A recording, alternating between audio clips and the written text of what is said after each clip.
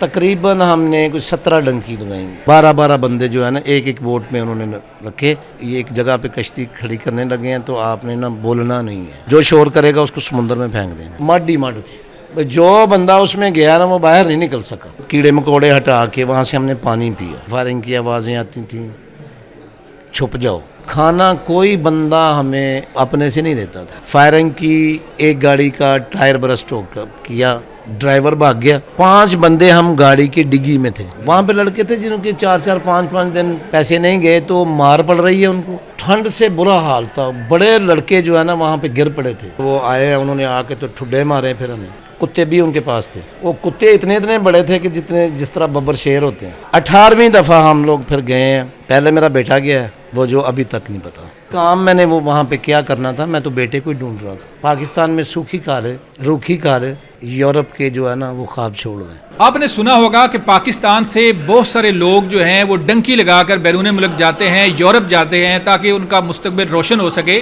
وہ زیادہ پیسہ کما سکیں اور خاندان کو خوشحال کر سکیں. آج ایسے ہی ایک شہری پاکستان کے ہمارے ساتھ موجود ہیں، حیدر بھائی. ان سے بات چیت کریں گے. انہوں نے ڈنکی لگائی، 2 دفعہ لگائی، دونوں دفعہ پکڑے گئے. کیا کیا مشکلات آئیں اور ڈنکی لگائی کیسے جاتی ہے، یہ ساری صورتحال، آنکھوں دیکھا حال جو ان کے ساتھ بیتا، یہ سارا کچھ بتائیں گے. کیا سوچ کے آپ نے ڈنکی لگائی؟ پیسے لگاتا ہے بندہ، مشکلیں پھر بھی پاکستان میں نہیں حل ہوتی. میں نے اپنا مکان کا اوپر والا پورشن جو ہے نا وہ میں نے گروی دیا، ٹھیک ہے جی، 4.5 لاکھ میں دے کے. تو میں لے کے نا بچے، ایک اپنے چھوٹے بچے کو اور میں، ہم لوگ دونوں نکلے تھے. یہ مستقبل بننا نہ بننا وہ قسمت کی بات ہے. ہم نے تو ایک جوا کھیلا تھا. ٹوٹل کتنے پیسے آپ نے لگا کے ڈنکی شروع کی؟ میرا تقریباً جو ہے نا 8.5 لاکھ روپیہ لگا تھا دونوں پہ.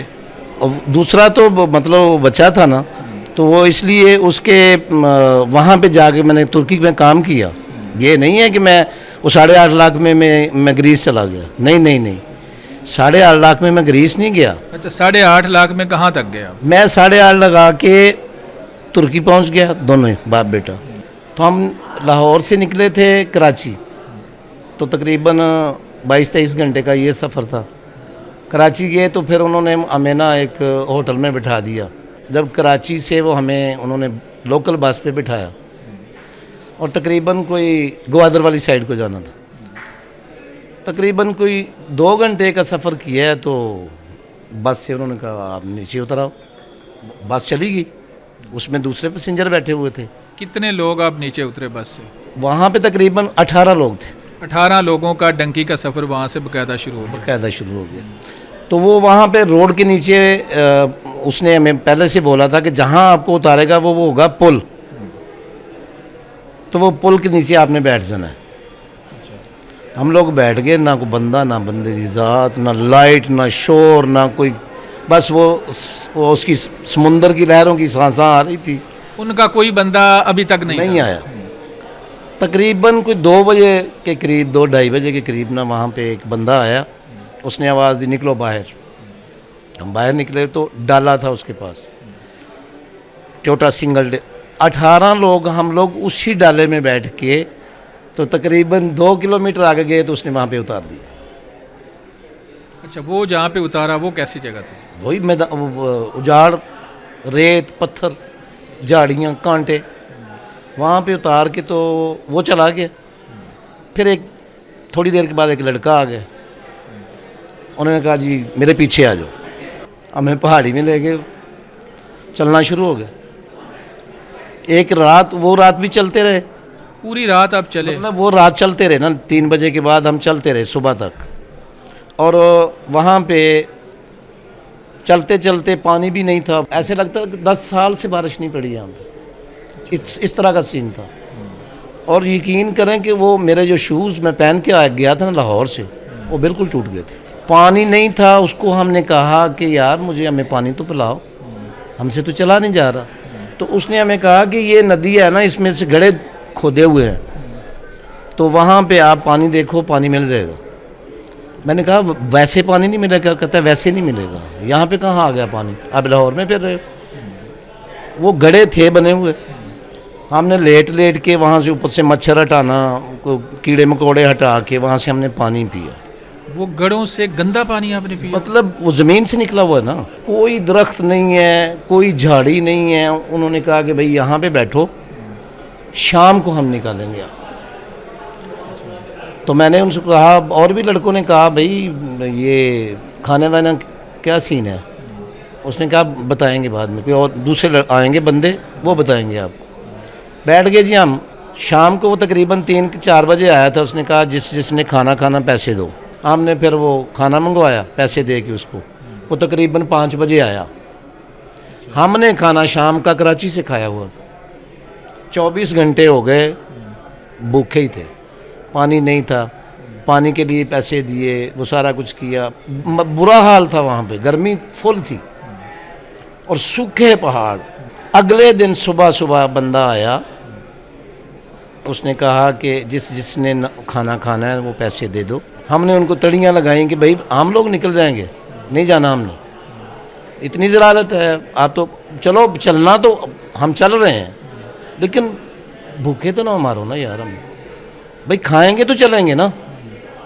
تو وہ زبردستی پھر شام کو نا ایک گاڑی آئی ہائی ایس, ہمیں کو تقریباً 2-3 کلومیٹر چلا کے کہتے ہیں کہ وہاں پہ آ جاؤ. تقریباً کوئی 2 گھنٹے کے بعد 3 گھنٹے کے بعد ایک گاؤں آ گیا. وہاں پہ وہ لے گئے اندر, کہتے ہیں کہ بھئی یہ دکان ہے گھر کے اندر ہی. اس نے ٹیبل پہ بسکٹ وغیرہ پانی وغیرہ لگایا, تو ان سے خرید لو آپ. جو پانی کی بوتل 50 کی تھی نا, وہ 200 روپے کی تھی. فائرنگ کی آوازیں آتی تھیں. چھپ جاؤ. جوتے ٹوٹ گئے, کپڑوں کا برا حال, نہ نہائے. مطلب 3 دن ہم اسی سلسلے میں چلتے رہے کہ ہمیں تو جذبہ تھا کہ ہم نے جانا ہے بھائی, مطلب اپنے مستقبل کے لیے. اچھا, بارڈر پہ آپ پھر پہنچے کب اگلا سفر شروع ہوا؟ بارڈر پہ جب پہنچے ہیں تو پھر شام کو انہوں نے ہمیں ایک کمرے میں بند کیا, اور کمرے میں جب ہم گئے تو آگے تو پتہ نہیں کتنے بندے اور بیٹھے ہوئے تھے, کوئی 100 بندہ اور بیٹھا ہوا تھا. 6 ایک بوٹ میں انہوں نے ہمیں ڈالا, اور 6 کوئی اور گروپ کے ڈالے. 12 بندے جو ہے نا ایک بوٹ میں انہوں نے رکھے. تو رات کے 12 بجے ہمیں جیونی سے انہوں نے سمندر میں جو ہے نا سفر کرانا شروع کیا ایران بارڈر کے لیے. اچھا, اب ایران کی طرف 12 بندوں کی کشتیاں وہاں سے چل پڑیں؟ وہاں سے چل پڑیں. وہ تقریباً کوئی 2-3 گھنٹے چلی ہے کشتی. تو انہوں نے کہا جی کوسٹ گارڈ کا چھاپا آ گیا ہے, تو ہم لوگ نا یہ ایک جگہ پہ کشتی کھڑی کرنے لگے ہیں, تو آپ نے نا بولنا نہیں ہے, کسی نے کوئی شور نہیں کرنا. جو شور کرے گا اس کو سمندر میں پھینک دیں گے. پتہ ہی نہیں, ہم سو گئے. پہلے بہت زیادہ لڑکے جو کیا کر رہے تھے, وہ الٹیاں کر رہے تھے کہ برا حال تھا ان کا. ایک ڈیزل کی بدبو تھی. 7 بجے کے قریب ساحل پہ پہنچے, جو ایران کا ساحل تھا. انہوں نے کہا آپ چھلانگیں لگا دو. اچھا, چھلانگیں لگا دو سمندر میں؟ ہاں, ہم نے چھلانگیں لگائیں. پانی نہیں تھا, مطلب تھوڑا پانی تھا, لیکن وہ مڈ ہی مڈ تھی, دل تھی. ہاں بالکل. جو بندہ اس میں گیا نا وہ باہر نہیں نکل سکا. اچھا, چھلانگیں مار دی, دل کے اندر چلی گئی. وہ چلی گئی, بوٹیں چلی گئیں. وہ تو چھلانگیں لگائی ہیں, وہ بھاگ گئے. سامنے سے ایک پھر ڈالا آیا. اچھا, باہر نکلے, جیسے کیسے کر کے ہم ڈالے میں بیٹھ گئے. اب سارے جتنے لوگ تھے نا 24 کے 24 سارے وہ گارے سے بھرے ہوئے تھے. برا حال. آپ بھوک ہم لوگ جو ہے نا وہ بھول گئے تھے کہ ہم ایران آ گئے ہیں. یہ خوشی تھی کہ چلیں جی ایک سٹیپ ختم. ہاں, ہمارا جو پاکستان کا سفر جو ہے نا وہ ختم ہوا, دوسرا سفر شروع. وہاں سے پھر بلوچی ہمیں وہ لے گیا تقریباً 3-4 گھنٹے وہ ڈالا چلا. تو ایک گھر میں جا کے اس نے کہا کہ اپنے نا آپ کو ہم ایک کین پانی دیں گے, اس سے چاہے آپ نہا لو, تو چاہے آپ غسل کر لو, تو چاہے کپڑے دھو لو. وہ ڈنڈا لے کے اوپر کھڑا ہو گیا. ایک کین پانی ہے, جو کرنا ہے کرو, ڈنڈا ایک بندے کے لیے ایک کین. تو میں نے کہا یار یہ کپڑے دھوئیں گے, نہائیں گے, منہ دھوئیں گے, کیا کریں گے, باتھ روم میں بھی جانا ہے. بس ایسا تیسا کر کے ہم نے وہ کپڑوں کو نا تھوڑا سا سیدھا پدرا کیا, سکھایا. رات کو پھر انہوں نے کہا کہ جی شام مطلب رات کو 11 بجے کے بعد ہم نکلیں گے. 2-3 راتیں ہم نے نا پیدل چل کے, دن کو ہم لوگ وہ پہاڑیوں کی اوٹ میں کہیں وہ ہمیں کہتے تھے یہاں پہ سو جاؤ, اور کھانا کوئی بندہ ہمیں مطلب اپنے سے نہیں دیتا تھا، جو کہ انہوں نے طے کیا ہوا تھا کہ کھانا آپ کو ملے گا۔ پولیس والوں نے فائرنگ کر دی، فائرنگ کی، ایک گاڑی کا ٹائر برسٹ ہو کیا، ڈرائیور بھاگ گیا، اور میں اور 4 بندے اور 5 بندے ہم گاڑی کی ڈگی میں تھے، اور تقریباً کوئی 12 بندے سیٹوں پہ تھے۔ آپ اندازہ لگا لیں کہ سیٹوں پہ 12 بندے کیسے بیٹھتے ہیں، ایک عام کرولا گاڑی لگا لیں، مطلب جتنا انہوں نے کاروں میں ہمیں سفر کروایا نا وہ سارا ڈگی میں۔ اب ایران سے آگے بڑھتے ہیں ہم۔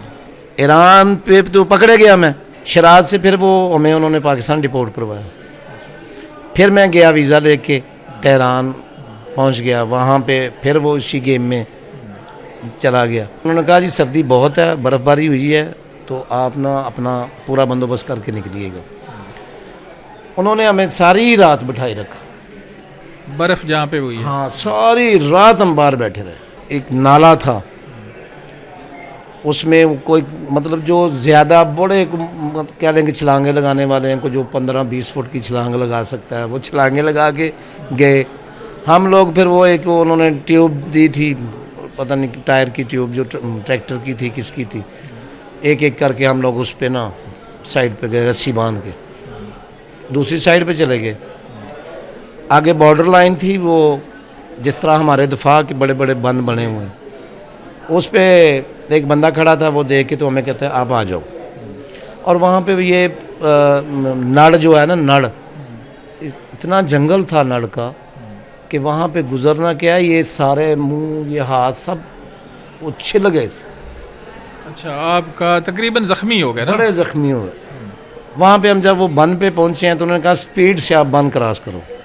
سامنے نا ترکش کی چوکیاں تھیں، بندہ کوئی بھی نہیں تھا، چوکیاں بنی، بندہ کوئی نہیں، لیکن آپ نے سپیڈ سے گزرنا۔ ہاں بھائی وہ ڈرا رہے تھے نا ہمیں کہ یہ وہاں سے فائر آ جائے گا، وہ مار دیں گے، یہ کر دیں گے جی۔ ترکی چلے گئے، وہاں سے ہمیں انہوں نے بٹھایا کس طرح، وہ آپ کتنی بڑی ہوگی، 10 بندوں کی یا 15 بندوں کی یا 20 کی لگا لیں، اس میں 90 بندے گھسائے ہیں انہوں نے، 90 گھسا دیے۔ گھسا دیے، سانس بند، برے حال، شور، لیکن وہ ڈنڈے والے بھی اندر ہی تھے۔ لے گئے پھر ہمیں سیف میں، شام کو نا سیف میں لے گئے، جا کے وہاں پہ انہوں نے کہا کہ آپ کھانا کھاؤ، نہاؤ دو، اور اپنے اپنے پیسے لگواؤ، یعنی پیچھے سے پیسے منگواؤ۔ پیسے منگواؤ اپنے اپنے، جتنے جہاں جہاں کس کے طے ہوئے تھے۔ میں نے پھر وہاں پہ 4 لاکھ منگوایا، وہ انہوں نے اکاؤنٹ دیے تھے، یا بندے بھیج دیتے تھے یا اکاؤنٹ دیتے تھے کہ اس اکاؤنٹ میں کرو، پتہ نہیں فیک اکاؤنٹ تھے یہ کیا تھے، لیکن وہ بعد میں ویریفائی نہیں ہوئے، پیسے بھیج دیے۔ اگلے دن انہوں نے جس دن پیسے بھیجے ہیں نا، رات کو ہی وہ بسوں میں بٹھاتے تھے استنبول کے لیے۔ اگر آج پیسے نہیں دیے، اگلے دن پہ جائے گے تو ڈنڈے پڑتے تھے، پیسے نہیں دیے تو ڈنڈوں سے مارنے۔ ہاں وہ کہتے تھے یہ خرچہ آپ کا باپ کرتا ہے، یہ ہم خرچہ کر رہے ہیں آپ پہ، پیسے کرواؤ۔ وہاں پہ لڑکے تھے جنہوں کے 4-4 5-5 دن پیسے نہیں گئے تو مار پڑ رہی ہے ان کو، وہ بھینسوں کو پٹھے چارہ ڈال رہے ہیں، گوبر اکٹھا کر رہے ہیں، جھاڑو دے رہے ہیں، کیا کیا وہاں پہ مصیبتیں کر رہے ہیں، اور مار بھی کھا رہے ہیں کہ یہ پیسے کیوں نہیں آئے۔ اچھا پیسے لوگوں کے آ گئے، پھر آگے بڑھے آپ؟ پھر آگے بڑھتے ہیں، اور بس میں آپ کہہ لیں کہ آپ کو بھی پتہ ہے کہ کتنی 55 سیٹر ہوتی ہیں یا 60 لگا لیں، اس میں 200 بندہ ہوتا ہے۔ وہاں پہ بھی اتنی پریشانی کہ آپ سوچ نہیں سکتے، کسی نے کھایا کسی نے نہیں کھایا، بس یہی تھی کہ ہم لوگ پہنچ گئے ہیں ترکی، استنبول پہنچے ہیں۔ وہاں پہ ترکش ہمیں کچھ نہیں کہتے تھے، کسی پولیس والے نے ہمیں پوچھا بھی نہیں۔